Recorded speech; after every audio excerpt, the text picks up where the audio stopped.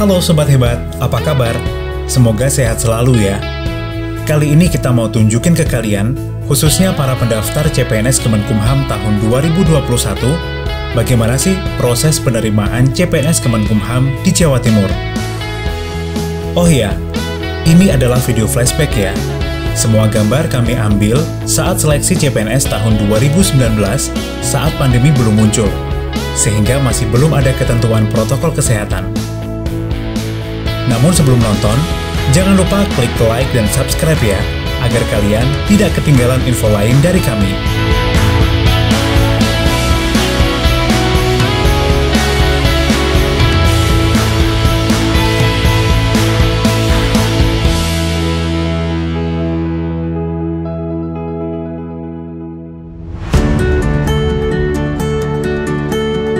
Yap, proses pertama yang saat ini sedang kalian lalui adalah pendaftaran melalui website SSCASN. Tahapan ini tidak akan kami jelaskan secara gamblang ya. Kuncinya adalah kecakapan dan ketelitian membaca pengumuman dan mengumpulkan persyaratan yang dibutuhkan. Banyak peserta yang bingung sendiri dan akhirnya malah mempersulit diri sendiri. Nah, pada tahun 2019 lalu, memang cukup banyak yang tidak lolos, mayoritas karena kurang teliti dan terburu-buru. Jangan sampai deh, tetap tenang dan yakin kalian bisa lolos tahapan ini. Kalau kalian belum yakin, bisa tanya-tanya di channel Telegram yang sudah disiapkan Panitia Daerah Jawa Timur. Cak Min doakan semoga lolos deh. Amin.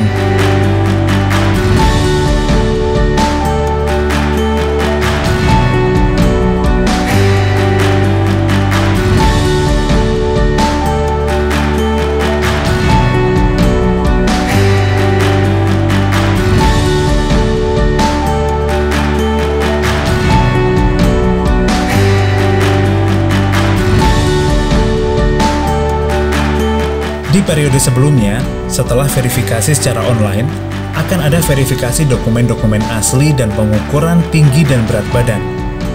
Tahapan ini khusus bagi calon Polsuspas dan pemeriksa keimigrasian ya.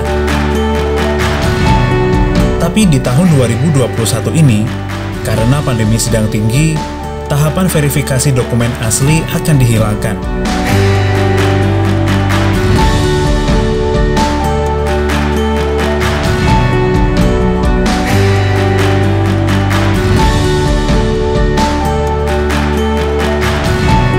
Peserta akan langsung mengikuti tahapan seleksi kompetensi dasar atau SKD berbasis Computer Assisted Test atau CAT.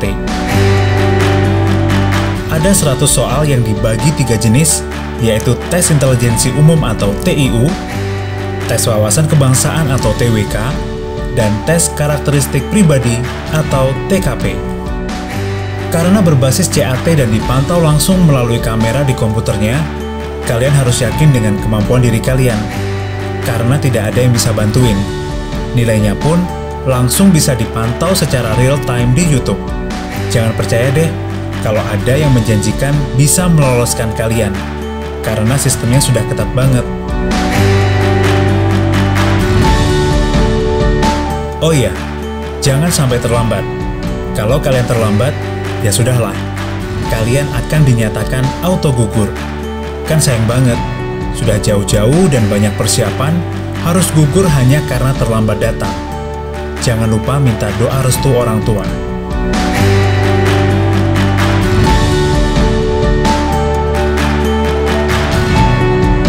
Eits, tapi di sela-sela kegundahan itu, panitia waktu itu menghibur peserta dengan berjoget agar tidak stres.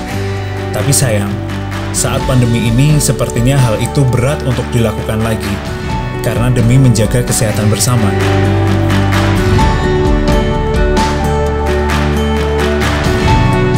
Waktu itu, panitia juga memberi hadiah bagi peserta yang nilainya 400 atau lebih. Ada yang diberi hadiah berupa tumpangan gratis untuk ke terminal, ada juga yang mendapatkan hadiah pulsa. Seru deh pokoknya. Maklum, waktu itu nilai 400 sangat langka dan berat untuk dicapai. Untuk kalian tahun 2021 ini jangan mau kalah ya. Belajar giat mulai sekarang, semoga panitia akan membagikan hadiah-hadiah lagi.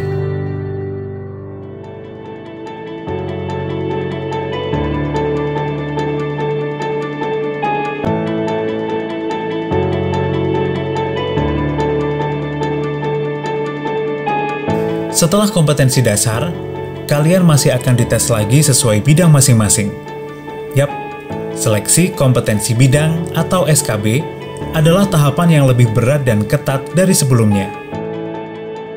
Di sini peserta akan susut, hanya tinggal 3 kali jumlah formasi saja. Hanya peringkat teratas saja yang bisa ikut SKB. Bagi lulusan diploma, sarjana, dan pasca sarjana akan menghadapi SKB dengan berbasis CAT. Soal-soalnya akan disesuaikan dengan formasi yang akan dilamar. Sedangkan bagi lulusan SLTA, akan ada beberapa tes yang mengedepankan fisik, seperti pengamatan fisik, tinggi, dan berat badan. Untuk tinggi badan, tahun ini ada kenaikan 5 cm dari semula 155 cm menjadi 160 cm untuk perempuan, dan 160 cm menjadi 165 cm untuk laki-laki. Untuk diketahui, bahwa alat ukur ini sudah ditera atau diverifikasi oleh dinas terkait, sehingga hasilnya pasti akurat. Oleh karena itu, pastikan dulu tinggi kalian sesuai ketentuan ya.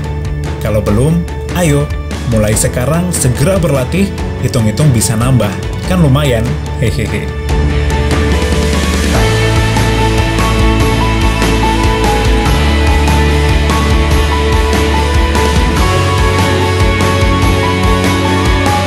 Selain itu, untuk lulusan SLTA juga ada tes kesamaptaan.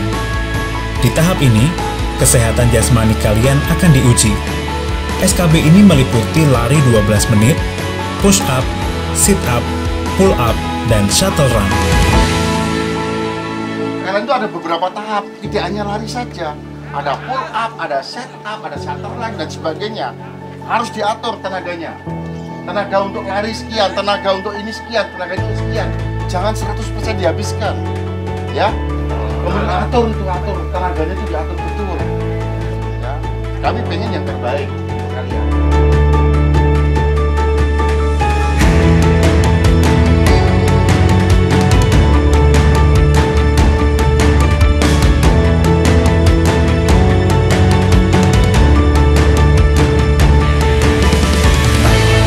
Kalian harus mempersiapkan diri jauh-jauh hari. Semakin sering berlatih, akan semakin besar peluang untuk melalui tes ini. Pada masa PPKM ini, mungkin ada baiknya kalian berlatih dulu, karena bisa dilakukan di rumah aja.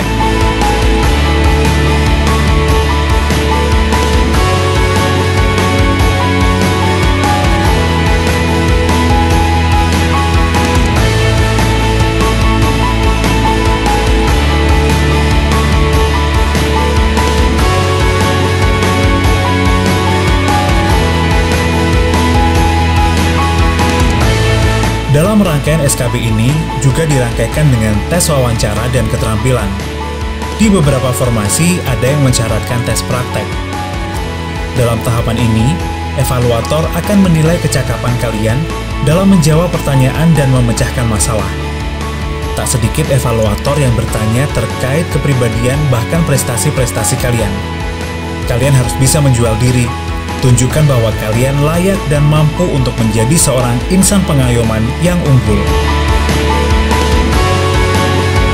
Nah, begitu kira-kira proses seleksi yang harus dilalui. Pasti akan menguras tenaga, materi, dan emosi kalian. Untuk itu, siapkan diri kalian dari fisik, intelijensi, hingga mental. Dan jangan lupa, manusia hanya berhak berusaha. Tuhanlah yang menentukan.